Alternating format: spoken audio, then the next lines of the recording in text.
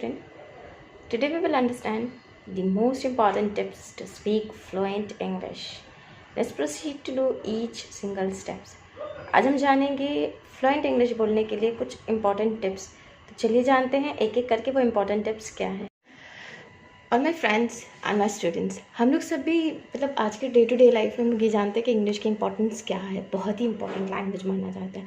तो इस लैंग्वेज को जानने के लिए हम लोग कोशिश कर रहे हैं कि हम लोग इसमें बात करें, इस लैंग्वेज को सीखें। लेकिन इस लैंग्वेज को सीखना हमारे लिए बहुत मुश्किल होता है, हम लोग समझ नहीं पाते। और सबसे बड़ी बात प्रॉब्लम होती है हमारी एक हेजिटेशन इस बात की कि हम जो कहने चाहेंगे वो सही है या गलत है।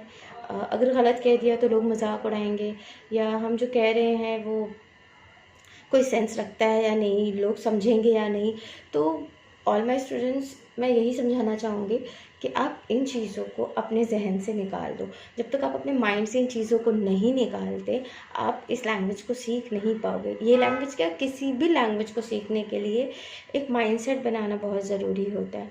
अच्छा और बुरा जब आप सीख रहे हो तो ऑब्वियसली वो स्टार्टिंग है, वो इनिशियल है। तो उसमें सीखने के वक्त आप कुछ ना कुछ तो गलत होगा, सही गलत होगा, तभी तो सीखेंगे ना। तो चलिए आज हम लोग जानते हैं इंग्लिश लैंग्वेज को सीखने के लिए जो इम्पॉर्टेंट टिप्स हैं, जिसकी हेल्प से अगर हम उन टिप्स को ब्लाइंडली फॉलो करें या अच्छे से हार्डवर्क के साथ फॉलो करें, प्रॉपर प्रैक्टिस के साथ फॉलो करें, तो ज़रूर ज़रूर ज़रूर हम लोग एक अच्छी वे में इंग्लिश लैंग्वेज बोल सकेंगे। तो सबसे पहला जो टॉपिक आता है वो है थिंक इन इंग्लिश।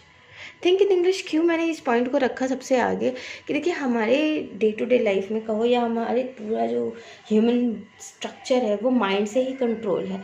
कोई भी चीज़ जब हमारे सामने होती है तो हम लोग उसे सोच के ही, उन चीज़ों को माइंड के ज़रिए ही, हेल्प के ज़रिए ही हम लोग कंप्लीट करते हैं। तो उन चीज़ों को हम सोचते हैं। तो thinking is one of the most important part. And जो भी छोटी छोटी बातें होती हैं, हम लोग हर एक चीज़ को सोच कर समझ कर ही काम करते हैं। कहते हैं ना कि माइंड से, दिमाग से काम करो, दिमाग सोच समझ के बोलो। तो ये सब चीज़ें जो है माइंड से ही आ रही हैं। तो इसलिए कहने वाले ने बहुत अच्छा कहा है, Socrates says that mind is everything, you become what you think। तो यानी कि माइंड जो है वो सब कुछ है और हम वही सोचते हैं, हम वो बन सकते हैं जो हम सोचते हैं। यानी जो भी हम सोचेंगे वही हम बन सकते हैं। तो अगर हम सोच रहे हैं कि हमें ये चीज़ सीखना है तो ज़रूर हम सीखेंगे। अगर हम ये सोच रहे हैं कि हमें ये बनना है तो ज़रूर हम बनेंगे। तो इसलिए हर एक चीज़ को सोचना समझना ज़रूरी होता है। तो इसलिए जब आप इंग्लिश के ऊपर थिंकिंग करना इम्पॉर्टेंट आ रहा है, इम्पॉर्टेंट इन द सेंस कि ऑब्वियसली कि उस लैंग्वेज में अगर हमें बोलना है तो हमें सोच कर बोलना है। तो हमें पहले उसको सोच के बोलना होगा, इसलिए ताकि हम कोशिश करें हमारे माइंड को उस लैंग्वेज की आदत पड़े। क्योंकि जनरली हम लोग कोई भी चीज़ थिंक करते हैं तो हमारे जो हमारी मदर टंग होती है या जो हमारी हिंदी लैंग्वेज है हम उसी में सोचते हैं। तो इसलिए उस लैंग्वेज में थिंक करना, माइंड में उस चीज़ का प्रोसेस होना बहुत ज़रूरी होता है। चलिए अब कोशिश है कि आप लोग मेरी बात समझ रहे होंगे। तो अब आज हम लोग बढ़ते हैं दूसरे टॉपिक की तरफ, the most important topic which is reading. Reading क्यों ज़रूरी है? रीडिंग इसलिए ज़रूरी होता है कि कहीं ना कहीं रीडिंग से हम उस लैंग्वेज के वोकैबलरी को, उसके कंपोनेंट्स को, उसके फॉर्मेट को समझने की कोशिश करते हैं।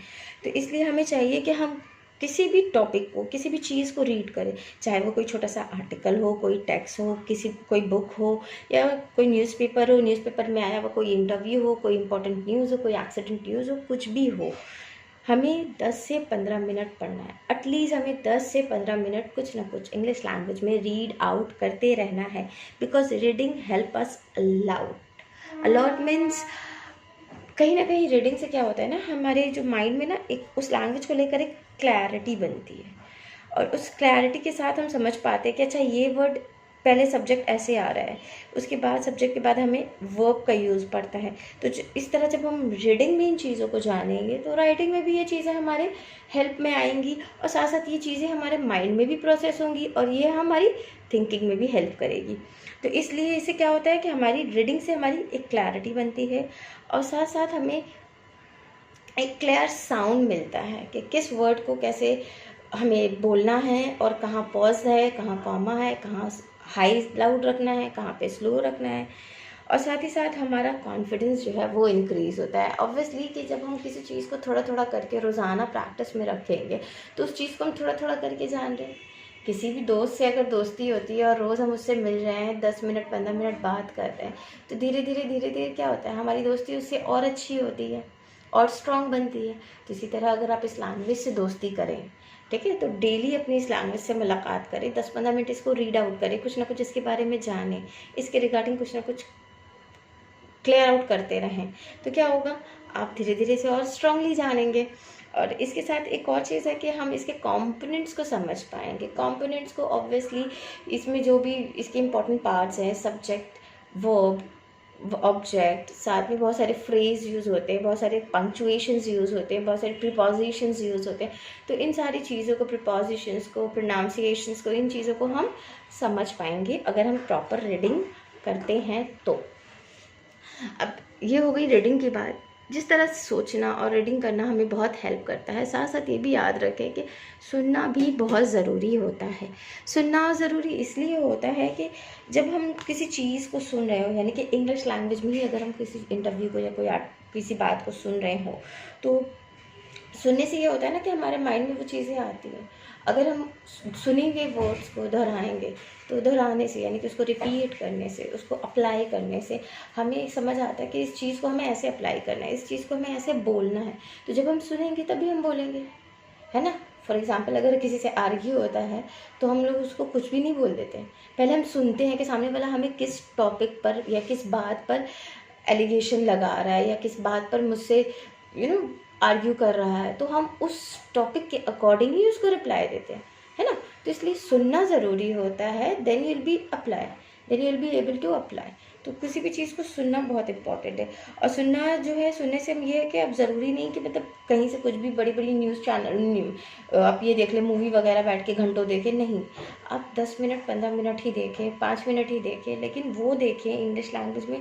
इंग्लिश न्यूज़ चैनल देख सकते हैं आप, चाहें तो किसी इंग्लिश सेलिब्रिटीज़ की इंटरव्यूज़ देख सकते हैं इंग्लिश में, चाहे किसी स्पोर्ट्स का रिव्यू सुन सकते हैं इंग्लिश में, या फिर बेस्ट ऑप्शन मैं बताऊं, आप बच्चों के जो कार्टून चैनल्स आते हैं, आप उस कार्टून चैनल को भी इंग्लिश में फॉलो कर सकते हैं, सुनने के लिए, देखने के लिए, समझने के लिए, क्योंकि उसमें बहुत ही बेसिक और सिंपल फॉर्मेट में इंग्लिश बोली जाती है। काफ़ी हाई एक्सेंट में वो लैंग्वेज वहाँ पे यूज़ नहीं होती, तो वो सिंपल फॉर्मेट में यूज़ होती है, तो आप उससे बहुत अच्छे से समझ सकते हैं और अप्लाई करने में भी बहुत ईजी होता है।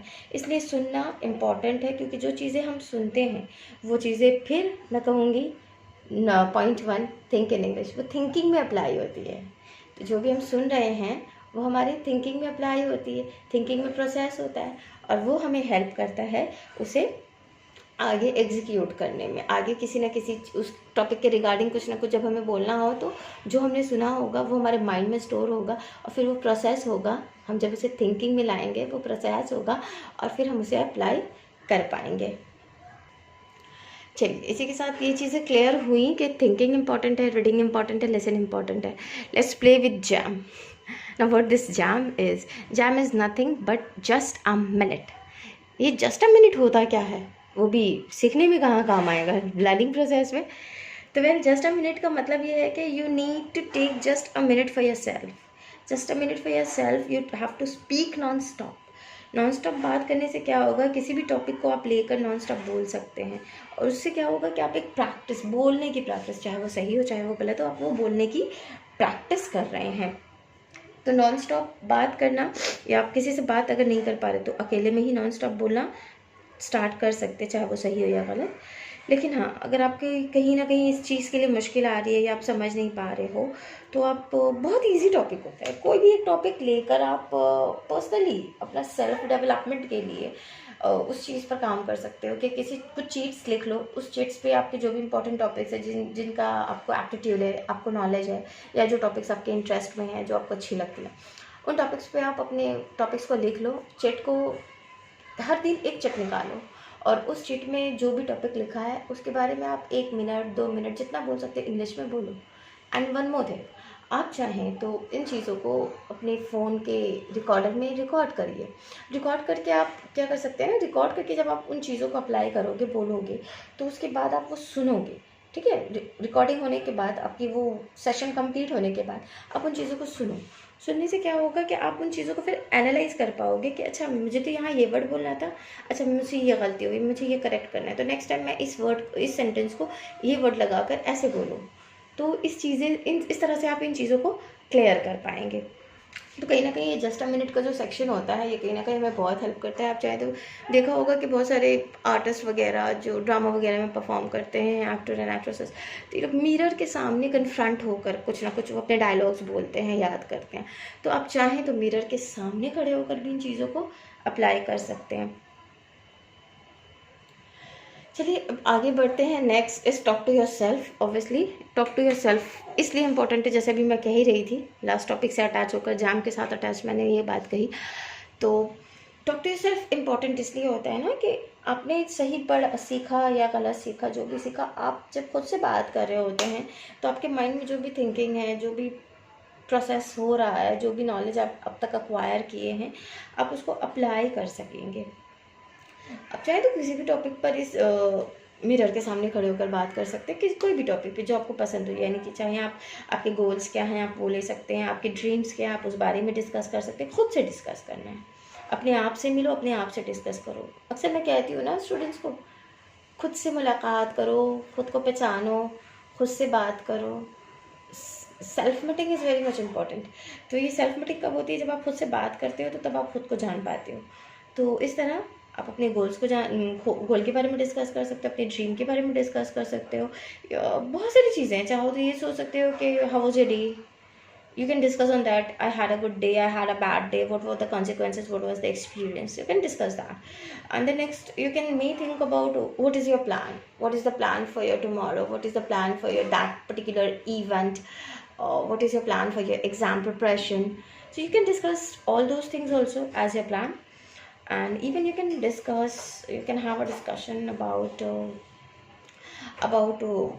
close friends, your close ones, and that can help you a lot to find out what possessed in you or what habits you have, and whatever you have learned through all such processes, whatever the practices you are going through with, so that may help you a lot to understand that. And obviously practice makes perfect, जैसे सबने सुना है, तो इसलिए आप चाहें तो इन चीज़ों को बहुत स्ट्रांगली प्रैक्टिस कर सकते हैं। और इसके साथ हम नेक्स्ट टॉपिक पे आएंगे। नेक्स्ट टॉपिक ये है the translate story into English. हमारी जो डे टू डे लाइफ में हम लोग जो छोटे से अब तक कोई ना कोई छोटा छोटा फ्रेज़ या छोटी छोटी स्टोरीज सुनते हैं, बहुत सारी मॉरल स्टोरीज़ हमने पढ़ी है, सुनी है। तो आप उन मॉरल स्टोरीज़ को इंग्लिश में सोचिए और इंग्लिश में ट्रांसलेट करने की कोशिश कीजिए, क्योंकि जब आप उसे इंग्लिश में ट्रांसलेट करोगी तो वो आपको बहुत ही, मतलब वहाँ पे सारे आप कंपोनेंट्स को यूज़ कर पाएंगे, तो वो आपको बहुत हेल्प करेगी। नेक्स्ट पॉइंट आती है write a diary. We should maintain a diary. Why to maintain a diary? जिस तरह आप सेल्फ टॉक पे टाइम दोगे, अपने आप को सेल्फ को टाइम दे रहे हो, सेल्फ मीटिंग पे टाइम दे रहे हो, तो उस तरह आप एक डायरी अगर जब मेंटेन करते हो तो आप उस डायरी पे लिखोगे जो भी आपकी फीलिंग है, एक्सप्रेशन है, whatever your wishes are. तो आप उन चीज़ों को जब डायरी पे मेंटेन करोगे तो आप देखना वो इंग्लिश में ही लिखना है। That today is my favorite, today is one of my favorite day. One of my close friend comes to my house. We had great time, we had lunch together, we had spoken to each other, we have discussed on some important topic. तो इस तरह आप diary maintain जब करोगे, तो चाहे आप किसी भी चीज़ के बारे में इंग्लिश में ही मेंटेन करोगे, तो आपके माइंड में वो इंग्लिश लैंग्वेज की प्रोसेस चल रही होगी। और after all these topics, the last and the most important topic is set goal and motivated. देखो लैंग्वेज, चाहे आप इंग्लिश लैंग्वेज सीखो या कुछ और सीखो, सीखने के लिए इम्पॉर्टेंट होता है ना, आप सीखने के साथ साथ एक इम्पॉर्टेंट चीज़ है कि आपके पास क्या चीज़ टारगेट है, क्या गोल है ना। किसी को गोल होता है कि हमें कोई पर्टिकुलर कॉलेज में एडमिशन लेना है, किसी को गोल होता है कि हमें अपने करियर में और आगे बूम करना है, और किसी का गोल होता है कि नहीं, अगर मैं जिस सर्कल में हूँ, जिस लोकेलिटी में हूँ, वहाँ का माहौल कुछ और है, मुझे उस माहौल के हिसाब से ख़ुद को एडजस्ट करना है। तो बहुत सारे गोल्स होते हैं, अलग अलग गोल्स हैं, लेकिन आपके लिए क्या प्रायोरिटी है, आप उस प्रायोरिटी को, उस गोल को सेट करें। और ऑब्वियसली जब हम कुछ सेट करते हैं, कुछ सी चीज़ को गोल बनाते हैं कुछ अचीव करने के लिए, तो हमारे पास बहुत सारे कॉन्सिक्वेंसेस आते हैं जब हम परेशान होते हैं, वो चीज़ प्रैक्टिस नहीं कर पाते हैं। तो इसलिए ख़ुद को मोटिवेट भी रखना बहुत ज़रूरी है। Set a goal and motivated. तो ये बहुत ज़रूरी है. Your goal and your motivation is most important thing. They play a very significant role. So आप अपने गोल को सेट करें और अपने आप को मोटिवेट रखें. गलत सही जो होता है होने दे, लेट इट हैपन. क्योंकि अगर हम ग्रामर पकड़ने जाएंगे तो we won't be able to speak. And what the important thing is we need to speak. Where to say sorry, where to say thank you, where to say I'm obliged, where to say I'm pleased. There are a number of words, a number of phrases to apply. So it's important to go through with all these. And मेरी दुआ है और मैं यही कोशिश करूँगी कि आप लोगों को इस लैंग्वेज के रिगार्डिंग बेस्ट टू बेस्ट की पॉइंट्स समझा सकूँ, बेसिक टू बेसिक पार्ट्स अच्छे से समझा सकूँ. अगर आप इसे अच्छे से फॉलो करेंगे तो definitely you will achieve something. आप अपने गोल को ज़रूर अचीव कर पाएंगे. उम्मीद है कि जो भी चीज़ें मैंने समझाई आप लोगों को क्लियर समझ में आई होंगी. और अगर समझ में आ रही हैं then do share with your friends, pass on to all your known ones. आपके जो नियर एंड डियर वंस है सब पे शेयर करें. And of course do like it, share it, subscribe it. And best of luck to all my dear students. Keep continue and keep learning.